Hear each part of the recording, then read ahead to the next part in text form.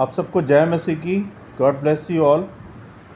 आज हम पढ़ेंगे, हमने जैसे कि कल भी पढ़ा था गुड फ्राइडे के बारे में, और जाना कि गुड फ्राइडे के दिन क्या होता है, क्या इम्पोर्टेंस है गुड फ्राइडे की। आज हम उसके आगे की स्टोरी को जानेंगे कि यीशु मसीह की क्रूसीफाइड होने के बाद उनकी उनकी बॉडी को कहाँ रखा गया है ना। उसकी स्टोरी को आज हम जानेंगे और समझेंगे कि कैसे क्या क्या हुआ। इससे पहले कि हम लोग वचन में जाएं, आइए हम सब मिलकर प्रार्थना करते हैं। सर्वशक्तिमान हमारे अनुग्रहकारी पिता, राजाओं के राजा, प्रभु परमेश्वर, हम धन्यवाद देते हैं कि हे पिता कि तूने हमें ये समय दिया कि हम तेरे बारे में जानें, तेरे बारे में पढ़ें, सुने और समझें। प्रभु जी, तेरे वचन को जानने में, समझने में, पढ़ने में हमारी सहायता करें, और होने दे प्रभु कि तेरी बातों के भेदों को हम समझ पाएँ। हमें सिखाने में सहायता मदद करें प्रभु। शैतान की देखी अनदेखी शैतानी शक्तियों को और सारी बातों को हम सब से दूर करें। हमारे मन को, हमारे ध्यान को, हमारे फोकस को अपनी ओर लगाएं, अपने वचन की ओर लगाएं। प्रभु हमारी सहायता करें कि हम वचन को जब पढ़ते हैं प्रभु तो हम समझ पाएँ, सुन पाएँ, हमारे कानों को खोलें, बुद्धि को खोलें। सहायता मदद करें हम सब की और इस वीडियो सभा की। हम सारी बातों को आपके चरणों में रखते हैं, सुने ग्रहण करें प्रभु यीशु मसीह के नाम से, आमीन। तो जैसा कि हम पढ़ रहे थे मती, आज हम पढ़ेंगे मती 27 अध्याय, 27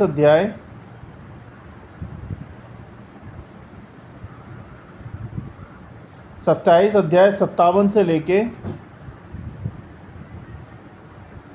और हम देखेंगे कि आगे हमें कहाँ तक इसको पढ़ना है ना। जब सांझ हुई तो यूसुफ नाम अरिमतिया का एक धनी मनुष्य, जो आप ही यीशु का चेला था, आया। उसने पिलातुस के पास जाकर यीशु की लोथ मांगी। इस पर पिलातुस ने देने की आज्ञा दी। यूसुफ ने लोथ को लेकर उसे उज्ज्वल चादर में लपेटा और उसे अपनी नई कब्र में रखा, जो उसने चट्टान में खुदवाई थी, और कब्र के द्वार पर बड़ा पत्थर लुढ़काकर चला गया। और मरियम मगदलिनी और दूसरी मरियम वहाँ कब्र के सामने बैठी थी। दूसरे दिन, जो तैयारी के दिन के बाद का दिन था, महायाजक और फरीसियों ने पिलातुस के पास इकट्ठे होकर कहा, हे महाराज, हमें स्मरण है कि उस भरमाने वाले ने अपने जीते जी कहा था, मैं 3 दिन के बाद जी उठूँगा। सो आज्ञा दे कि तीसरे दिन तक कब्र की रखवाली की जाए।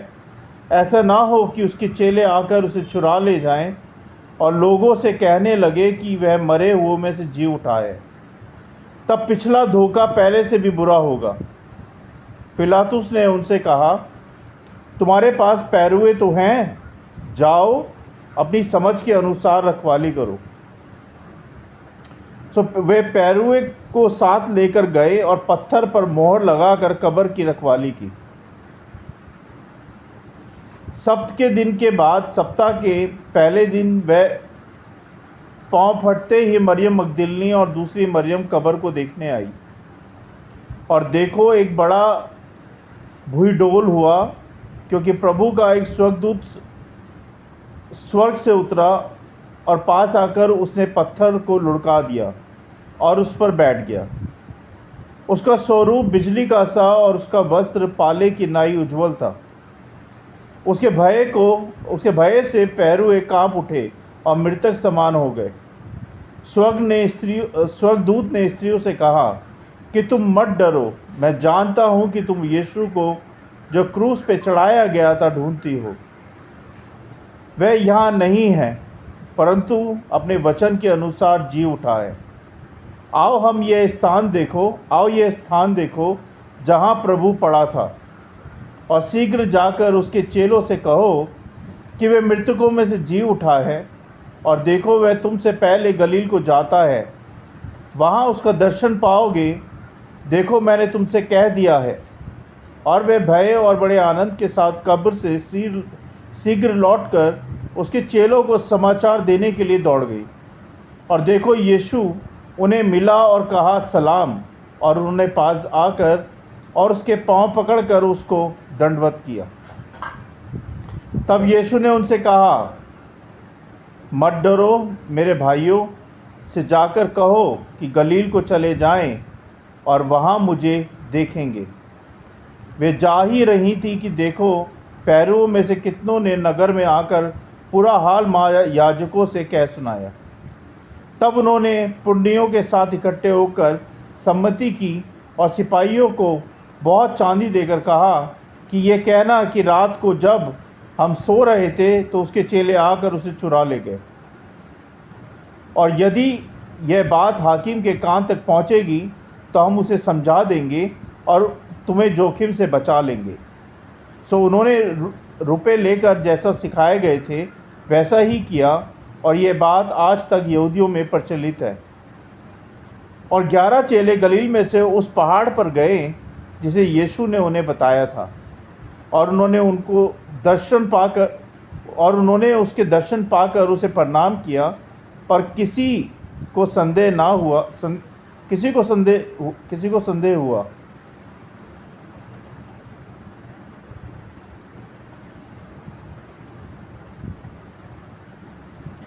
एक सेकंड रुकिएगा, मेरा थोड़ा आगे पीछे हो गया है।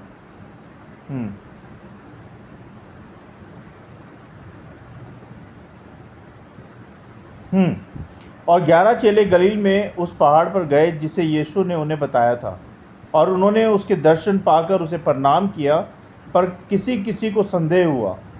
यीशु ने उसके पास आकर कहा कि स्वर्ग और पृथ्वी का सारा अधिकार मुझे दे दिया गया है, इसलिए तुम जाकर सब जातियों के लोगों को चेला बनाओ और उन्हें पिता, पुत्र और पवित्र आत्मा के नाम से बपतिस्मा दो, और उन्हें सब बातें जो मैंने तुम्हें आज्ञा दी हैं उन्हें भी मानना सिखाओ। और देखो, मैं जगत के अंत तक सदैव तुम्हारे संग रहूँगा। परमेश्वर के वचन को पढ़े जाने और सुने जाने पर आशीष दें। आइए हम जानेंगे कि आज हमें ये वचन क्या सिखाना चाहते हैं। इसको हम कहते हैं होली सैटरडे, है ना। यीशु के क्रूस पर मारे जाने के बाद अगले दिन का प्रतीक, यह दिन शांति, मौन और प्रतीक्षा का दिन था। इस दिन कोई चमत्कार या बड़ी सार्वजनिक बात नहीं हुई, घटना नहीं हुई, लेकिन इसे हम आध्यात्मिक रूप से ये गहरे अर्थ सिखाता है और हमें बताता है। यीशु का शरीर कब्र में था, है ना। यहूदी अगुवों ने पिलातुस से कहा कि कब्र को सील किया जाए और सैनिकों को पहरे पर रखा जाए ताकि कोई चेला उनकी बॉडी को चुरा ना ले, शव को चुरा ना ले, है ना। यह दिन सब्त का दिन भी होता है, अतः यहूदी लोग किसी गतिविधि में नहीं थे। मत्ती 27 अध्याय 62 से 66 पद में लिखा है, दूसरे दिन जो तैयारी के बाद का दिन था, महायाजक और फरीसी पिलातुस के पास इकट्ठा हुए।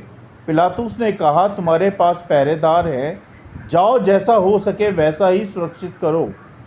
तब वे जाकर कब्र पर मोहर लगाई और पहरेदार बिठा दिए। फिर रविवार आता है जिसे हम कहते हैं पुनरुत्थान, यानी कि ईस्टर संडे, आशा और विजय का दिन, यीशु के मृतकों में से जीवित होने का दिन, मसीह विश्वास का केंद्र बिंदु। यही हमारा विश्वास का केंद्र बिंदु है कि प्रभु यीशु मसीह मारे गए, गाड़े गए और तीसरे दिन जीवित हो गए। यही हमारे विश्वास का केंद्र बिंदु है। रविवार की भोर में मरियम मगदलिनी और अन्य स्त्रियां कब्र पर पहुंची और उन्होंने देखा कि पत्थर लुढ़का हुआ है और कब्र खाली है। एक स्वर्गदूत ने उन्हें बताया कि यीशु जी उठे हैं, यीशु प्रकट हुए हैं, और पहले स्त्रियों को, फिर चेलों को और बाद में अनेक लोगों को वो दिखाई दिए। बाइबल वचन हमें बताता है, मत्ती 28 अध्याय 5 से 6 पद में, स्वर्गदूत ने स्त्रियों से कहा, डरो मत, मैं जानता हूँ कि तुम यीशु को ढूंढती हो जो क्रूस पर चढ़ाया गया था। वह यहाँ नहीं है। जैसा उसने कहा था वैसे ही वह जी उठा है। यूहन्ना 20 अध्याय 19 पद में लिखा है, उसी दिन सप्ताह के पहले दिन शाम को यीशु आया और उनके बीच खड़ा होकर कहा, तुम्हें शांति मिले। 1 कुरिन्थियों 15 अध्याय 3 से 4 पद में लिखा है, मसीह हमारे पापों के लिए मारा गया, गाड़ा गया और तीसरे दिन जी उठा। ये बाइबल हमें बताती है। पवित्र शनिवार और पुनरुत्थान रविवार हमें एक गहरी आत्मिक यात्रा में लेके जाता है। शनिवार हमें याद दिलाता है कि परमेश्वर का मौन परमेश्वर की अनुपस्थिति नहीं है। यह वह समय है जब विश्वास की परीक्षा होती है, जब कब्र बंद हो, जब कोई उत्तर ना हो, तब भी परमेश्वर कार्यरत होते हैं, यानी कि कार्य करते हैं। यीशु भले ही शरीर से मरे थे, लेकिन आत्मिक रूप से उन्होंने मृत्यु और अधोलोक पर विजय प्राप्त करने का मार्ग तैयार किया। और रविवार को एक नई सुबह लेकर आता है, न केवल सूर्य की किरणों के साथ बल्कि आध्यात्मिक सूर्योदय के साथ। यीशु का पुनरुत्थान यह प्रमाण है कि मृत्यु पर विजय संभव है, पाप से छुटकारा वास्तविक है और परमेश्वर की प्रतिज्ञाएं कभी झूठी नहीं होती हैं। यीशु ने न केवल पापों की क्षमा दी, बल्कि हमें एक नया जीवन, एक नई पहचान और एक नई आशा भी दी है। उनका पुनरुत्थान हमें यह आश्वासन देता है कि चाहे जीवन में कितना भी अंधकार हो, अंतिम शब्द मृत्यु का नहीं, जीवन का होगा। मैं फिर से रिपीट करता हूँ इस लाइन को। उनका पुनरुत्थान हमें यह आश्वासन देता है कि चाहे जीवन में कितना भी अंधकार हो, अंतिम शब्द मृत्यु का नहीं बल्कि जीवन का होगा। रोमियो 6 अध्याय 9 पद में लिखा है, क्योंकि हम जानते हैं कि मसीह जब मरे हुओं में से जी उठा तो फिर कभी नहीं मरेगा। मृत्यु अब उस पर प्रभुता नहीं कर पाएगी, क्योंकि प्रभु यीशु मसीह प्रभु परमेश्वर हैं। और ये संदेश हमें चुनौती देता है, हम सबको, ध्यान से सुनिएगा। क्या हम उस पुनरुत्थान की सामर्थ्य को अपने जीवन में अनुभव कर रहे हैं? क्या हम केवल क्रूस तक रुके हैं? ये हमारा आत्मिक जांच है और हमें ये जांचना है अपने आप को। क्या हम उस पुनरुत्थान की सामर्थ्य को अपने जीवन में अनुभव कर रहे हैं? क्या हम विश्वास करते हैं कि प्रभु यीशु मसीह जी उठे हैं मुर्दों में से? हैं? दूसरी बात, क्या हम केवल क्रूस तक रुके हैं या खाली कब्र तक ही पहुँचे हैं? ये भी हमारे लिए क्वेश्चन मार्क है। यीशु का पुनरुत्थान हमारे लिए एक व्यक्तिगत आमंत्रण है कि हम भी आत्मिक रूप से पुनर्जीवित हो जाएं। शरीर से तो हम मरे हुए हैं, लेकिन हमें आत्मिक रूप से पुनर्जीवित होना है ना? वो कैसे होंगे? जब हम प्रभु यीशु मसीह पे विश्वास करेंगे। और हमारा विश्वास का केंद्र बिंदु क्या है? कि प्रभु यीशु मसीह तीसरे दिन जी उठे हैं। ये हमारा केंद्र बिंदु है। अगर आप विश्वास करते हो तो आप मानोगे बाइबल के अनुसार कि प्रभु यीशु मसीह जी उठे हैं। और अगर आप विश्वास नहीं करते तो आप पुनर्जीवित नहीं हो, आप आत्मिक रूप से जीवित नहीं हो। तो ये हमें आत्मिक चिंतन करने की बहुत आवश्यकता है अपने लिए। तो इस पे ध्यान दें, सोचें, समझें और परमेश्वर से दुआ करें कि आपको वो समझाएं। मैं एक बार फिर से रिवाइज करूँगा। होली सैटरडे कहते हैं हम आज के दिन को, है ना? इसको कहते हैं प्रतीक्षा और मौन का दिन, क्योंकि यीशु को कब्र में रखा गया था आज के दिन और वो तीसरे दिन जी उठे थे। दूसरी बात, पुनरुत्थान रविवार यानी कि ईस्टर संडे, आशा और विजय का दिन, यीशु के मृतकों में से जीवित होने का दिन मसीह विश्वास का सबसे बड़ा केंद्र बिंदु है कि मसीह यीशु मसीह मृतकों में से जी उठे हैं। यही हमारा विश्वास का केंद्र बिंदु है।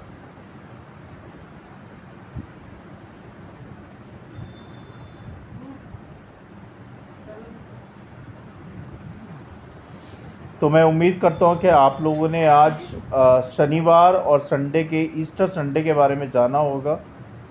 और आइए हम सब मिलकर प्रार्थना करेंगे।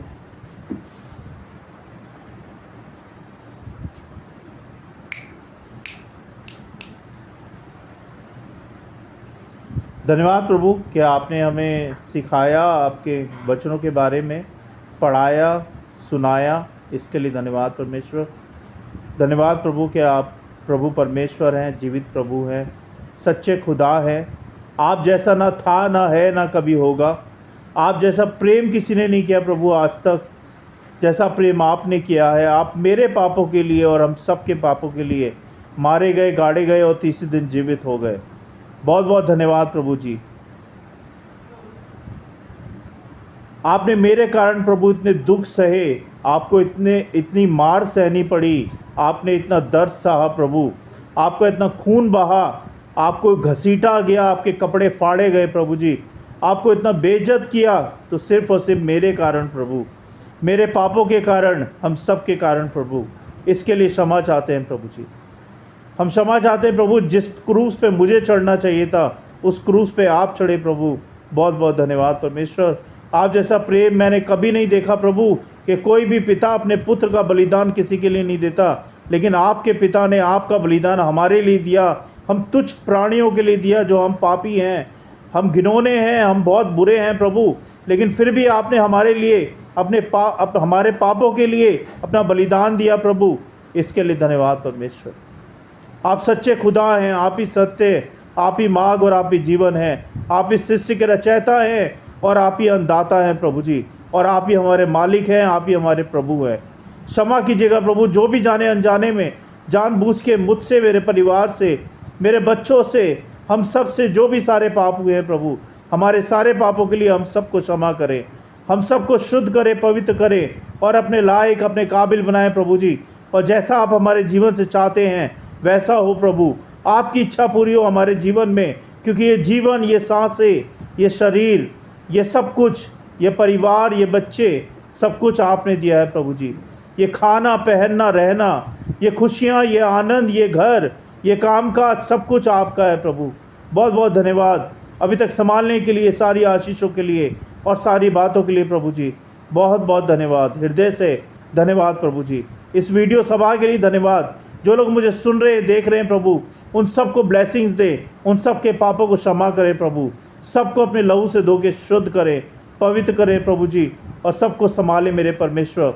हम सबको शैतान की देखिए अनदेखी शैतानी शक्तियों से बचाएं प्रभु जी, और जैसा आप हमारे जीवन से चाहते हैं प्रभु वैसा ही हो। आपकी इच्छा पूरी हो इस घर में, परिवार में, हमारे जीवन में, हमारे हर बात में, क्योंकि आप प्रथम हैं, हम सेकंड हैं प्रभु। आपको ऊंचा स्थान है, आपको महिमा मिले, आपकी स्तुति हो, आपकी प्रशंसा हो प्रभु जी। आप बड़े, हम घटे परमेश्वर, ऐसा हो प्रभु जी।